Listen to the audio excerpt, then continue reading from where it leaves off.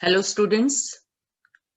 आज हम चर्चा करेंगे संयुक्त राज्य अमेरिका के राष्ट्रपति के विषय में। उसका निर्वाचन कैसे होता है और अमेरिकी शासन व्यवस्था में उसकी भूमिका क्या है, उसकी शक्तियां कैसी हैं। ये एक संयोग है, कल यानी 3 नवंबर को जब अमेरिकी राष्ट्रपति को चुनने वाले निर्वाचक मंडल का चुनाव होना है। आज 2 नवंबर को हम राष्ट्रपति के निर्वाचन के विषय में चर्चा कर रहे हैं। अमेरिकी राष्ट्रपति को दुनिया का सबसे शक्तिशाली लोकतंत्रीय शासक माना जाता है। हालांकि अमेरिका में जिस अध्यक्षात्मक शासन व्यवस्था की स्थापना की गई है और संविधान जिस संघात्मक राज्य को अपनाता है, उस व्यवस्था में राष्ट्रपति केवल संघीय सरकार की कार्यपालिका का प्रधान है, वो मुख्य कार्यपालिका है। किंतु व्यावहारिकता ये है कि अमेरिकी शासन व्यवस्था का विकास एक शक्तिशाली केंद्रीय सरकार के पक्ष में हुआ है और बावजूद इसके कि अमेरिका में शक्ति पृथक्करण की व्यवस्था है, शासन के तीनों अंग एक दूसरे से स्वतंत्र हैं, अपने अपने क्षेत्र में सर्वोच्च अधिकारों का प्रयोग करते हैं। विधायिका, कार्यपालिका और न्यायपालिका, ये तीनों ही एक दूसरे से स्वतंत्र हैं।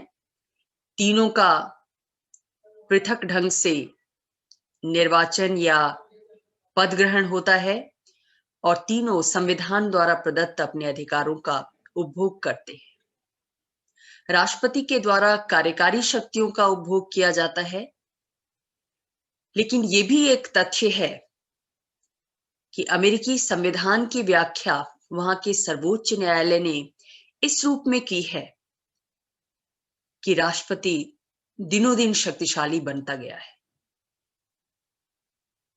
वहां के राष्ट्रपति को शक्तिशाली बनाने में राष्ट्रीय अंतर्राष्ट्रीय जगत में जो संकटकालीन परिस्थितियां आईं, उन परिस्थितियों का सफलतापूर्वक सामना राष्ट्रपति के द्वारा किया गया। ये भी उसकी भूमिका को महत्वपूर्ण बना देता है। राष्ट्रपति का पद ही है जो अमेरिका को महाशक्ति का दर्जा दिला सका है। अमेरिकी जनता भी अपने राष्ट्रपति को बहुत ज्यादा समर्थन देती है, उसकी शक्तियों में इजाफा करने के लिए हर समय तैयार रहती है।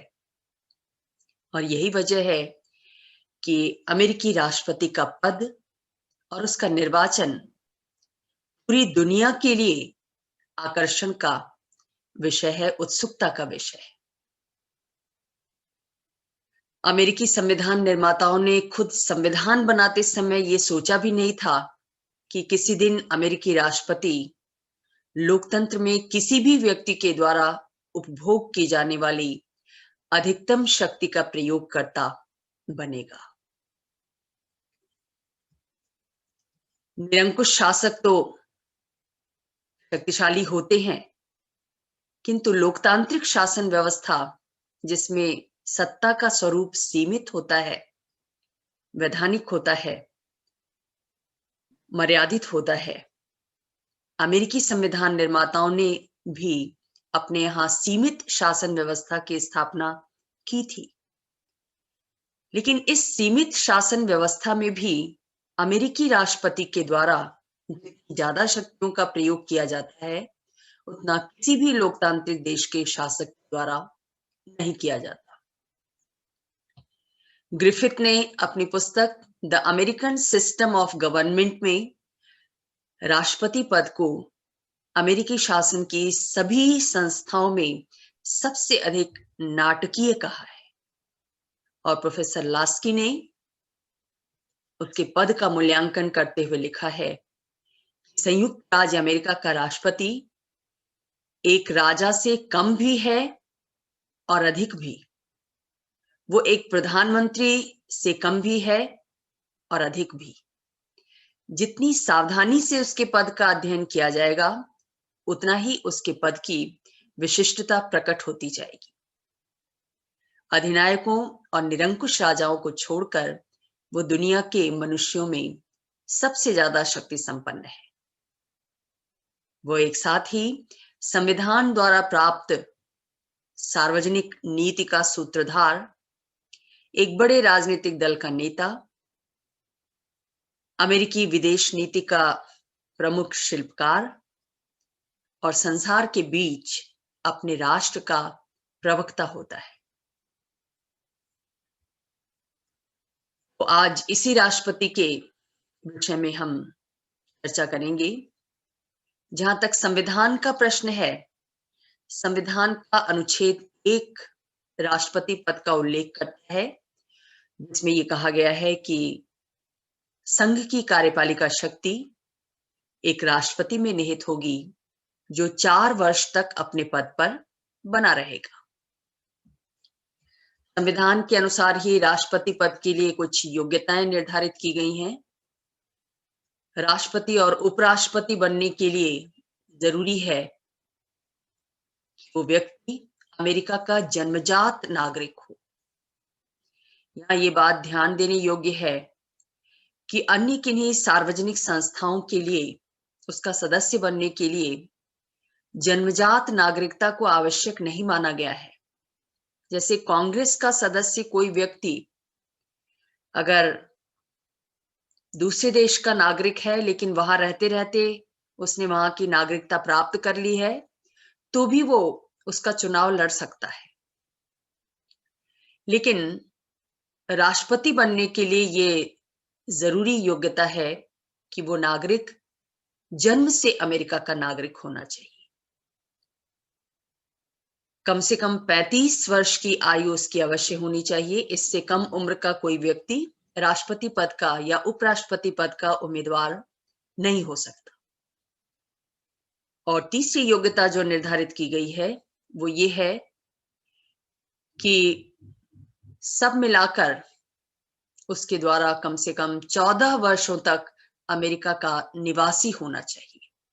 ये हो सकता है कि कोई व्यक्ति अमेरिका में जन्म लेने के बाद किसी और देश में माइग्रेट होकर चला जाए, लेकिन सब मिलाकर अगर उसने अपने जीवन के 14 वर्ष तक अमेरिका में निवास किया है, और ये निवास लगातार ना होकर टुकड़ों टुकड़ों में भी हो सकता है, 2 साल रहा फिर कहीं चला गया, फिर वापस आया, फिर 3 साल रहा, इस तरह करके 14 वर्ष अगर उसने निवास के पूरे कर लिए हैं, तो वो राष्ट्रपति या उपराष्ट्रपति पद का उम्मीदवार हो सकता है। तो संविधान के अनुसार ये योग्यताएं निर्धारित की गई हैं। लेकिन संवैधानिक व्यवस्था के साथ साथ हर देश में कुछ परंपराएं भी विकसित होती हैं, और उन परंपराओं का भी शासन व्यवस्था में बहुत महत्व होता है। अमेरिका में भी राष्ट्रपति पद के विषय में कुछ परंपराएं विकसित हुई हैं, और एक परंपरा ये है कि केंद्र या राज्य सरकार में किसी लाभ के पद पर बैठा हुआ कोई व्यक्ति राष्ट्रपति का चुनाव नहीं लड़ सकता। ये एक परंपरा है वहां पर। और दूसरी परंपरा ये भी स्थापित हो गई है कि 50 वर्ष से कम उम्र का व्यक्ति राष्ट्रपति पद के लिए नामजद ही नहीं किया जाता किसी राजनीतिक दल के द्वारा। हालांकि 35 वर्ष की न्यूनतम आयु निर्धारित की गई है संविधान के द्वारा, लेकिन व्यवहार में क्या स्थापित हुआ है कि 50 वर्ष से कम उम्र के व्यक्ति को राष्ट्रपति नामजद नहीं किया जाएगा। हालांकि इसके अपवाद भी रहे हैं। जैसे अमेरिकी राष्ट्रपति कैनेडी जब इलेक्शन लड़ रहे थे राष्ट्रपति पद के लिए, तो उनकी उम्र 40 वर्ष से कुछ ही ज्यादा थी, और इस लिहाज से वो अमेरिका के सबसे कम आयु के राष्ट्रपति रहे हैं। बिल क्लिंटन और बराक ओबामा भी 50 वर्ष से कम आयु के थे। तो ये एक्सेप्शंस रहे हैं, ये अपवाद रहे हैं, लेकिन परंपरा अनुसार यही देखा गया है कि 50 वर्ष से अधिक उम्र का व्यक्ति ही राजनीतिक दलों के द्वारा राष्ट्रपति पद के लिए उम्मीदवार के रूप में नामांकित किया जाता है। अब आते हैं राष्ट्रपति के इलेक्शन पर, उसके निर्वाचन पर, कि आज दुनिया के लिए सबसे ज्यादा आकर्षण का विषय बना हुआ है। कल निर्वाचक मंडल का चुनाव होना है। आप जानते हैं कि दोनों प्रमुख राजनीतिक दल, डेमोक्रेटिक पार्टी और रिपब्लिकन पार्टी, दोनों के प्रत्याशी आमने सामने हैं। प्रचार कार्य पूर्ण हो चुका है और फाइनली कल निर्वाचक मंडल के सदस्यों का चुनाव होगा, जो निर्वाचक मंडल दिसंबर महीने में राष्ट्रपति पद का चुनाव करेगा। जहां तक राष्ट्रपति के निर्वाचन का विषय है, अमेरिकी संविधान जब बन रहा था, इस विषय में बहुत ज्यादा चर्चा परिचर्चा हुई फिलाडेल्फिया सम्मेलन में। राष्ट्रपति कैसे अपना पद धारण करे, इस विषय को लेकर कई सारे विचार रखे गए। उनमें से एक विचार ये था कि अमेरिकी कांग्रेस, जो संघीय विधायिका है वहां पर, वो राष्ट्रपति का चुनाव करेगी, यानी राष्ट्रपति विधायिका के द्वारा चुना जाएगा। ये एक विचार सामने आया, लेकिन इस विचार को ये कहकर खारिज कर दिया गया कि अगर कांग्रेस राष्ट्रपति को चुनेगी तो इससे शक्ति पृथक्करण के सिद्धांत का उल्लंघन होगा। कैसे उल्लंघन होगा? शक्ति पृथक्करण सिद्धांत ये कहता है कि शासन के तीनों अंग, विधायिका, कार्यपालिका और न्यायपालिका, एक दूसरे से स्वतंत्र रहते हुए अपने पद पर बने रहेंगे, अपना पद ग्रहण करेंगे, अपने कार्यों को संपन्न करेंगे, अपने अपने क्षेत्र में सर्वोच्च अधिकारों का प्रयोग करेंगे।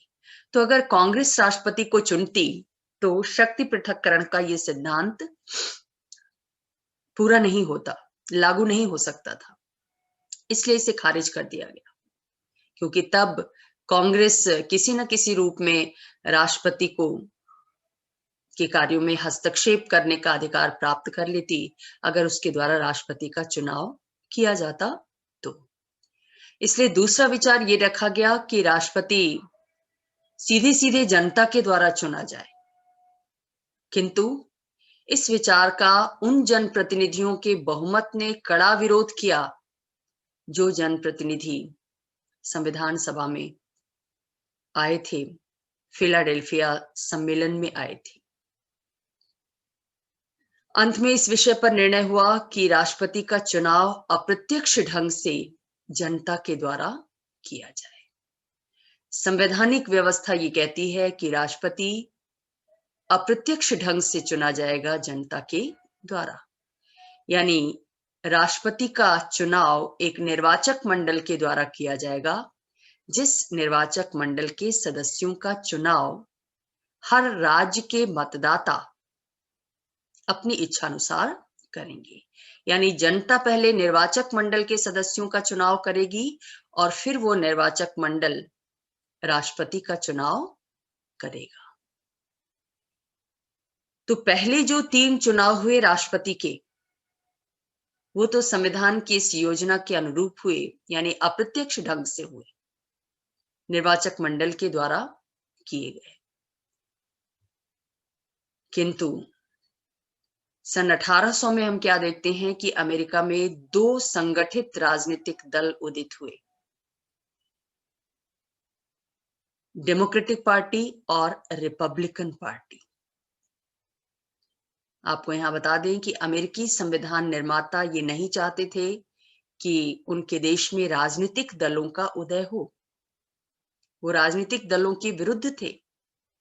वो चाहते थे कि जनता सीधे अपने मत का निर्णय करे, सीधे तौर पर शासन कार्य में अपनी भागीदारी सुनिश्चित करे, राजनीतिक दल उसको दिशा निर्देशित न करें, क्योंकि राजनीतिक दलों के विषय में अमेरिकन लोगों का ये विश्वास था, संविधान निर्माताओं का ये विश्वास था कि इन राजनीतिक दलों के कारण लोकतंत्र दूषित होता है। इसलिए वो नहीं चाहते थे कि उनके अपने देश में राजनीतिक दलों का विकास हो। लेकिन ना चाहते हुए भी 1800 में इन दो राजनीतिक दलों का उदय हो गया, जिससे ये सिद्ध होता है कि लोकतंत्र बिना राजनीतिक दलों के संचालित नहीं हो सकता। तो जब से ये राजनीतिक दल उदित हुए, तब से इन दलों के द्वारा अपने कैंडिडेट खड़े किए जाने लगे, निर्वाचक मंडल के सदस्यों के रूप में, और राष्ट्रपति पद के लिए भी इनके द्वारा अपने कैंडिडेट्स का नामांकन किया जाने लगा, चुनाव किया जाने लगा। तब से ये चुनाव व्यवहार में प्रत्यक्ष चुनाव बन गया है, क्योंकि जिस निर्वाचक मंडल के सदस्यों के द्वारा राष्ट्रपति का चुनाव किया जाता है, उस निर्वाचक मंडल के सदस्य अपने ही दल के कैंडिडेट को चुनने के लिए बाध्य होते हैं। यानी दोनों का चुनाव राजनीतिक दलों के द्वारा किया जाता है। दल ही अपने कैंडिडेट खड़े किए करते हैं, राष्ट्रपति के लिए भी और निर्वाचक मंडल के सदस्यों के लिए भी। तो जब निर्वाचक मंडल का चुनाव हो जाता है, उसमें यह देखा जाता है कि किस राजनीतिक दल को बहुमत की स्थिति उस निर्वाचक मंडल में प्राप्त है। जिस राजनीतिक दल को बहुमत की स्थिति प्राप्त है, यह अनुमान लग जाता है कि उसी दल का राष्ट्रपति पद का उम्मीदवार भी चुना जाएगा, क्योंकि निर्वाचक मंडल के जो दलीय सदस्य होते हैं, वो अपने दल के उम्मीदवार को ही वोट देने के लिए बाध्य होते हैं। तो इस तरह से दलीय व्यवस्था के कारण राष्ट्रपति का चुनाव अप्रत्यक्ष से प्रत्यक्ष बन गया है। हालांकि सैद्धांतिक तौर पर, संवैधानिक तौर पर वो अब भी अप्रत्यक्ष रूप से जनता के द्वारा चुना जाता है, निर्वाचक मंडल के द्वारा उसका चुनाव होता है। और ये चुनाव हर लीप ईयर में होता है, हर 4 साल बाद होता है। लीप ईयर उसको कहते हैं जिसमें साल में एक दिन ज्यादा होता है। सामान्यतया एक वर्ष में 365 दिन होते हैं, लेकिन जिस वर्ष में 366 दिन होते हैं, यानी फरवरी का महीना 28 दिन के बजाय 29 दिन का होता है, उस वर्ष को लीप वर्ष कहते हैं। और राष्ट्रपति का चुनाव इसी लीप वर्ष में होता है। 2020 भी एक लीप ईयर है, इसलिए आज हम अमेरिकी राष्ट्रपति का चुनाव इस वर्ष देख पा रहे हैं। उसकी पूरी प्रक्रिया से, उसके रोमांच से अवगत हो पा रहे हैं। व्यावहारिक दृष्टि से अगर हम देखें तो राष्ट्रपति का निर्वाचन, अमेरिकी राष्ट्रपति का निर्वाचन एक लंबी प्रक्रिया के अनुसार होता है। और इस प्रक्रिया में जिस वर्ष चुनाव होता है, उस वर्ष के दिसंबर जनवरी महीने में ही, यानी अगले दिसंबर में जब चुनाव होता है, तो पिछले दिसंबर में ही उसकी तैयारी शुरू हो जाती है, उसकी प्रक्रिया शुरू हो जाती है। और इस संदर्भ में सबसे पहले जो 2 प्रमुख राजनीतिक दल हैं वहां पर, उनके द्वारा अपने राष्ट्रीय सम्मेलन बुलाए जाते हैं। ये दोनों दल अलग अलग राष्ट्रीय सम्मेलन बुलाते हैं और इसी सम्मेलन में वो राष्ट्रपति पद के उम्मीदवारों का चुनाव करते हैं। दल के सदस्य राष्ट्रपति पद के कैंडिडेट का चुनाव करते हैं। ये राष्ट्रीय सम्मेलन आमतौर पर जून और जुलाई के महीने में होता है और इस सम्मेलन में ही हर राजनीतिक दल के द्वारा अपना चुनावी घोषणा पत्र तैयार किया जाता है। इस घोषणा पत्र में हर दल ये दिखाता है कि आगे आने वाले समय में अगर उसका कैंडिडेट चुनाव जीत जाता है, वो देश के लिए महत्वपूर्ण मुद्दों पर कार्य करेगा। ये जो चुनावी घोषणा पत्र है, इसको अमेरिका में प्लेटफॉर्म कहते हैं और ये प्लेटफॉर्म राष्ट्रीय सम्मेलन में तय किया जाता है। राष्ट्रीय सम्मेलन में ही राष्ट्रपति पद के उम्मीदवार का चुनाव होता है दल के सदस्यों के द्वारा और घोषणा पत्र का भी निर्धारण होता है, प्लेटफॉर्म का निर्धारण होता है। राष्ट्रीय सम्मेलन दोनों दलों के लिहाज से ही नहीं बल्कि समूची अमेरिकी राजनीति के लिहाज से बहुत महत्वपूर्ण होते हैं, क्योंकि इन सम्मेलनों में वैसे तो राष्ट्रपति पद के उम्मीदवार का ही चयन किया जाता है, लेकिन साथ ही साथ इसी सम्मेलन में दोनों दल अपने कांग्रेस के उम्मीदवारों का भी चयन कर लेते हैं, गवर्नर्स का भी चयन कर लेते हैं, सीनेट में जाने के लिए उनके कौन से कैंडिडेट्स होंगे उनका भी चयन कर लेते हैं। यानी जो भी सार्वजनिक संस्थाएं हैं या पद हैं, उनके लिए अपने उम्मीदवारों का चयन ये दोनों प्रमुख राजनीतिक दल राष्ट्रीय सम्मेलनों के माध्यम से ही करते हैं। इसी राष्ट्रीय सम्मेलन में अमेरिका के विभिन्न राज्यों से आए हुए जो दल के प्रतिनिधि होते हैं, उन प्रतिनिधियों में से कोई एक राष्ट्रपति पद के उम्मीदवार का नाम प्रस्तावित करता है और कुछ प्रतिनिधि उनका समर्थन करते हैं। बाद में कैंडिडेट का चयन किया जाता है। उपराष्ट्रपति पद के लिए नामांकन कैसे होता है? जब राष्ट्रपति पद का नामांकन हो जाता है, दोनों दल अपने कैंडिडेट्स को चुन लेते हैं, तो उसके बाद राष्ट्रपति पद पर ही ये छोड़ दिया जाता है कि वो किस व्यक्ति को उपराष्ट्रपति पद के लिए नामांकित करेगा अपने दल की तरफ से। और ऐसा इसलिए होता है क्योंकि ये माना जाता है कि 4 वर्ष तक राष्ट्रपति और उपराष्ट्रपति दोनों को साथ मिलकर कार्य करना होता है। इसलिए अगर उपराष्ट्रपति राष्ट्रपति की इच्छा के अनुसार हो तो शासन कार्य में ज्यादा सुविधा होगी। किसी कारण से अगर राष्ट्रपति का पद रिक्त हो जाता है तो ऐसी स्थिति में उपराष्ट्रपति के द्वारा ही राष्ट्रपति के पद के दायित्वों का निर्वहन किया जाता है। इसलिए भी ये परंपरा स्थापित की गई है कि उपराष्ट्रपति पद का उम्मीदवार राष्ट्रपति की इच्छा के अनुसार होना चाहिए। तो सब मिलाकर ये जो राष्ट्रीय सम्मेलन होता है, ये बहुत ही महत्वपूर्ण होता है राष्ट्रपति और उपराष्ट्रपति के उम्मीदवारों के चयन की दृष्टि से।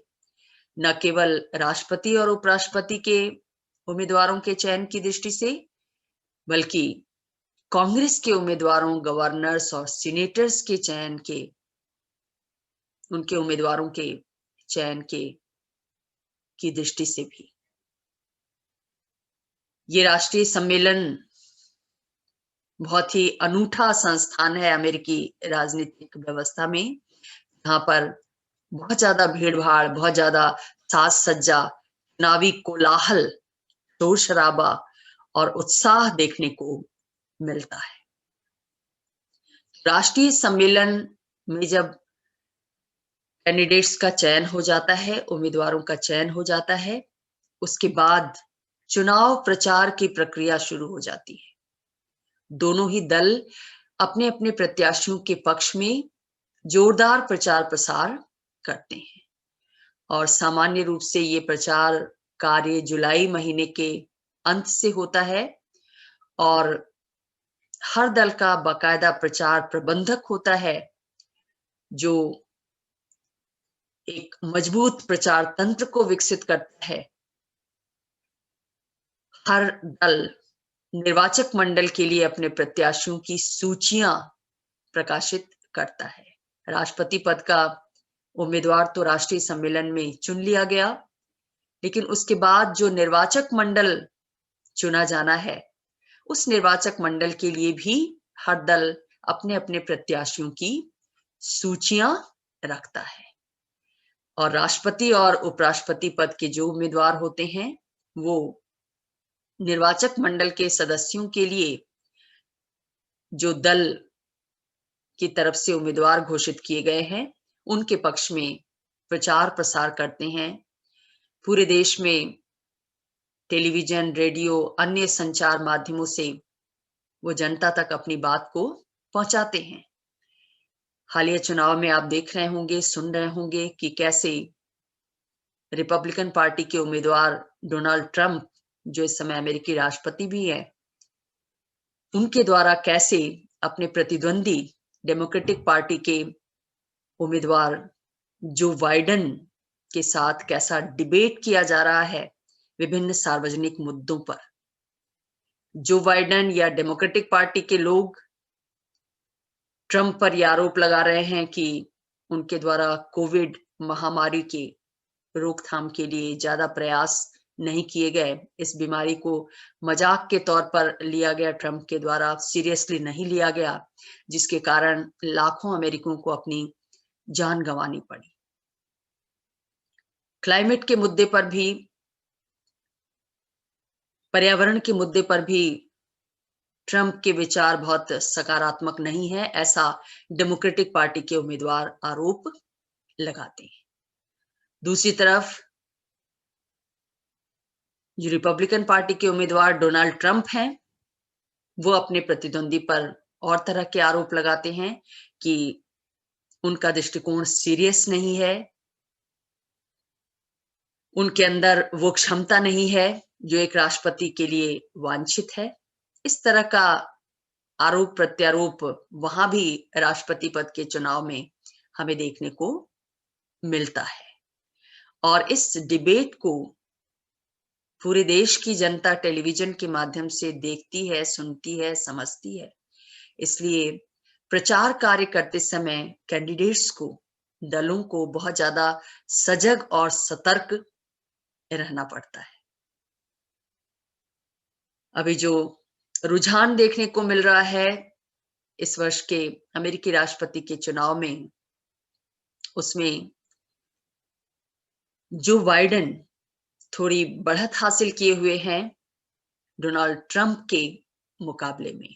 हालांकि ट्रंप का ये दावा है कि ये जो रुझान देखने को मिल रहा है ये फाइनल नहीं होगा, फाइनली रिजल्ट कुछ और होगा, यानी रिपब्लिकन पार्टी की जीत होगी। तो इस तरह के दावे दोनों ही दलों के द्वारा अपने चुनाव अभियान के दौरान किए जाते हैं।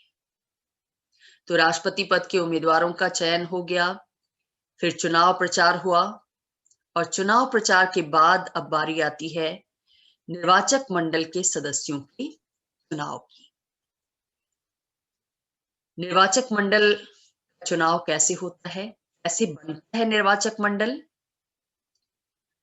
निर्वाचक मंडल के सदस्यों का चुनाव अमेरिकी संघ में जितने भी राज्य शामिल हैं, 50 राज्य शामिल हैं, और उन सभी राज्यों की जनता के द्वारा किया जाता है। निर्वाचक मंडल के सदस्य उतनी ही संख्या में होते हैं जितने उस राज्य से प्रतिनिधि सभा, जो कि अमेरिकी कांग्रेस का प्रथम सदन है, उसके सदस्य होते हैं, और उस राज्य से सीनेट के सदस्य होते हैं। अभी आप जब अमेरिकी कांग्रेस को पढ़ेंगे तो ये जानेंगे कि सीनेट जो दूसरा सदन है अमेरिकी कांग्रेस का, वहां पर सभी राज्यों को समान प्रतिनिधित्व दिया गया है, यानी हर राज्य से 2-2 कैंडिडेट चुनकर जाते हैं। और जो प्रतिनिधि सभा है, उस प्रतिनिधि सभा में जनसंख्या के आधार पर राज्यों को प्रतिनिधित्व मिलता है। तो निर्वाचक मंडल के सदस्यों की उतनी ही संख्या होती है जितनी संख्या सीनेट और प्रतिनिधि सभा के सदस्यों की मिलाकर होती है। और हर राज्य अपने यहां से निर्वाचक मंडल में उतने ही सदस्यों को चुनकर भेजता है जितने सदस्यों को वो सीनेट के लिए भेजता है या प्रतिनिधि सभा के लिए भेजता है। इस निर्वाचक मंडल का चुनाव कब होता है? संवैधानिक व्यवस्था के अनुसार नवंबर महीना जो चल रहा है, आज नवंबर महीने की 2 तारीख है, संविधान कहता है कि नवंबर महीने के पहले मंगलवार को निर्वाचक मंडल के सदस्यों का चुनाव होगा। कल मंगलवार है और कल निर्वाचक मंडल के सदस्यों का चुनाव होना है अमेरिका में। इस चुनाव में प्रत्येक राज्य की जनता यानी वोटर्स अपने दलों के प्रत्याशियों के पक्ष में मतदान करते हैं और ये मतदाता कैंडिडेट को वोट नहीं देते, बल्कि हर राजनीतिक दल अपने उम्मीदवारों की एक सूची को प्रकाशित करता है और हर मतदाता उस सूची को वोट देता है। जब वोटिंग पूरी हो जाती है तो ये देखा जाता है कि किस राजनीतिक दल की सूची को मतदाताओं के सर्वाधिक मत प्राप्त हुए हैं। उससे ये अनुमान सहजता से लग जाता है कि भावी राष्ट्रपति किस राजनीतिक दल का होगा। निर्वाचक मंडल में कुछ राज्यों के मतदाताओं का मत बहुत निर्णायक होता है। ये राज्य स्विंग स्टेट्स कहे जाते हैं और इन राज्यों में दोनों दलों के समर्थक बराबर बराबर संख्या में ही हैं। तो ये नहीं कहा जा सकता कि इन राज्यों से निर्वाचक मंडल में डेमोक्रेटिक पार्टी के लोगों को वोट दिया जाएगा या रिपब्लिकन पार्टी के लोगों को वोट दिया जाएगा। चुनाव के अंतिम समय में इन सभी राज्यों के मतदाताओं का मन परिवर्तित हो सकता है। वो किसी भी पार्टी की ओर मूव कर सकते हैं। अनुमान लगाना बड़ा मुश्किल होता है कि इन राज्यों के मतदाता किस पार्टी की तरफ रुख करेंगे। इसीलिए इन स्टेट्स को स्विंग स्टेट्स कहते हैं और इन स्विंग स्टेट्स से, जो कि बड़े स्टेट्स हैं और यहां से निर्वाचक मंडल के कई सारे सदस्य चुनकर जाते हैं, तो इन स्विंग स्टेट्स की भूमिका निर्णायक हो जाती है।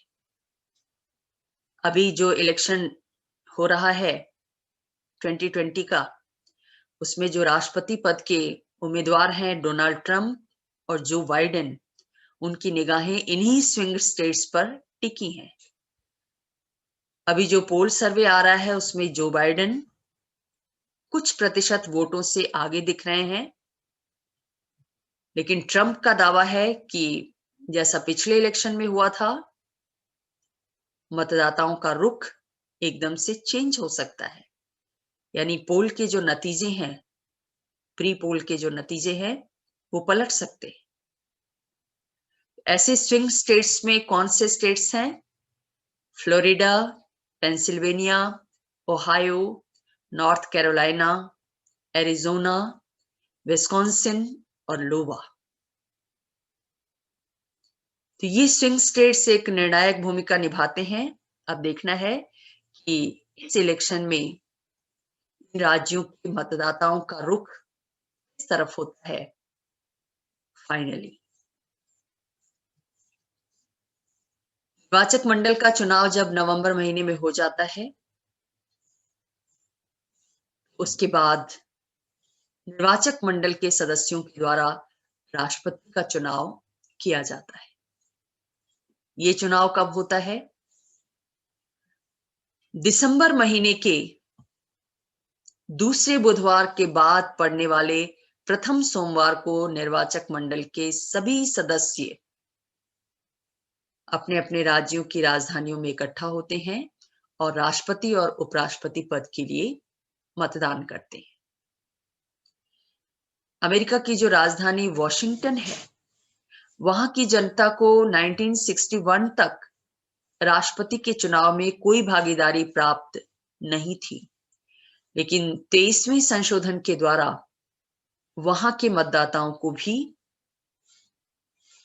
3 निर्वाचकों के चुनाव का अधिकार मिल गया है। यानी निर्वाचक मंडल में 3 सदस्यों को वो चुनकर भेज सकते हैं।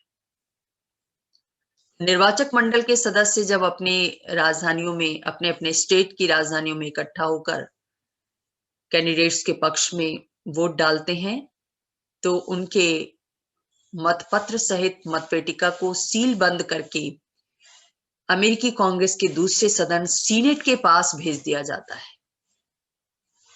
सीनेट 6 जनवरी को उन मतों की गणना करती है, जिस गणना के दौरान प्रतिनिधि सभा के सदस्य भी मौजूद होते हैं और अंतिम परिणाम की घोषणा की जाती है। राष्ट्रपति पद पर चुने जाने के लिए किसी भी प्रत्याशी को निर्वाचक मंडल के सदस्यों का बहुमत प्राप्त होना जरूरी होता है, जैसा आप देख चुके हैं।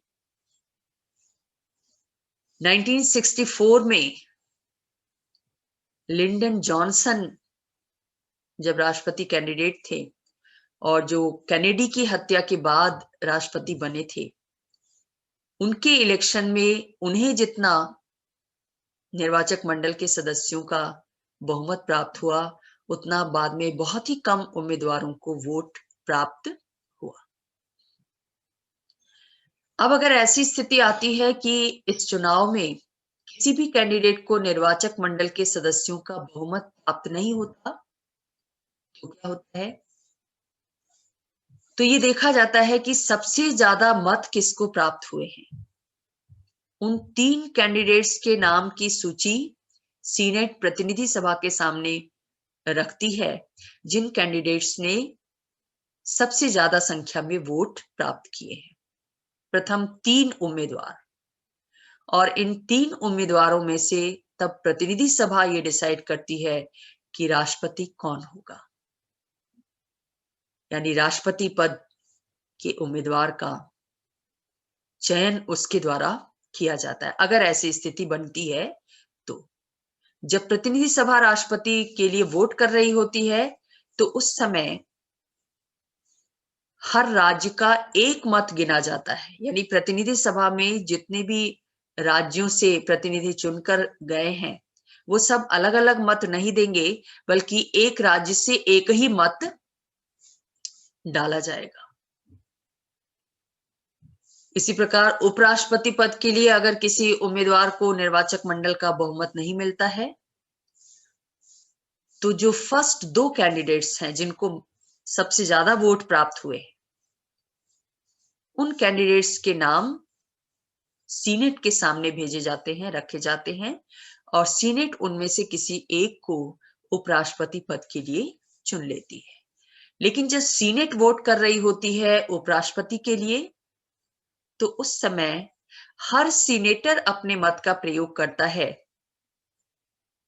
एक राज्य का एक वोट नहीं होता जैसा कि प्रतिनिधि सभा में होता है, बल्कि यहां पर हर सीनेटर अपने अपने मत का प्रयोग करता है।